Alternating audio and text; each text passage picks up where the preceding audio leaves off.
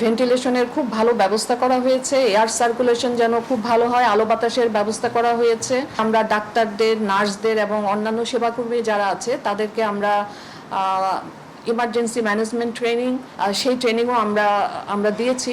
রাজধানীর মগবাজারের Ad-din medical college হাসপাতালের licence বাতিল করার ১.৫ মাসের মাথায় সেই আদেশ প্রত্যাহার করে নিল সরকার। একই সঙ্গে হাসপাতালটিকে শর্ত সাপেক্ষে পুনরায় কার্যক্রম পরিচালনার অনুমতি দেওয়া হয়েছে।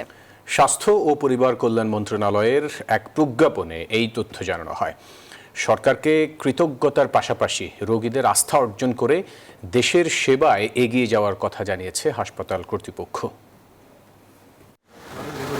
৬ নবজাতকের মৃত্যুর ঘটনায় গত ১১ জুন আদ্দিন হাসপাতালের লাইসেন্স বাতিল করে স্বাস্থ্য অধিদপ্তর।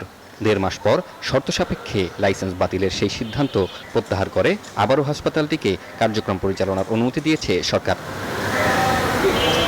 ১৯৮২ সালের অর্ডিন্যান্স যথাযথভাবে মানা, দ্রুত পর্যাপ্ত ডিউটি ডাক্তার ও নার্স নিয়োগ এবং শর্ত ভঙ্গ করলে আইনানুগ ব্যবস্থার কথা বলা হয়েছে স্বাস্থ্য মন্ত্রণালয়ের প্রজ্ঞাপনে।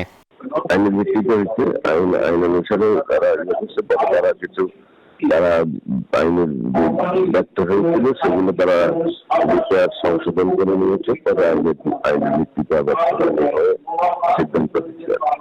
এদিকে লাইসেন্স ফিরে পেয়ে সরকারের প্রতি কৃতজ্ঞ হাসপাতাল কর্তৃপক্ষ। ভেন্টিলেশনের ব্যাপক উন্নয়ন ও চিকিৎসকদের বিভিন্ন ট্রেনিংয়ের মাধ্যমে সেবার মান বাড়ানো হয়েছে বলে দাবি তাদের। অনেক কিছুই রেনোভেশন করা হয়েছে, ভেন্টিলেশনের খুব ভালো ব্যবস্থা করা হয়েছে, এয়ার সার্কুলেশন যেন খুব ভালো হয়, আলো বাতাসের ব্যবস্থা করা হয়েছে। আমরা ডাক্তারদের, নার্সদের এবং অন্যান্য সেবাকর্মী যারা আছে তাদেরকে আমরা ইমার্জেন্সি ম্যানেজমেন্ট ট্রেনিং, সেই ট্রেনিংও আমরা দিয়েছি।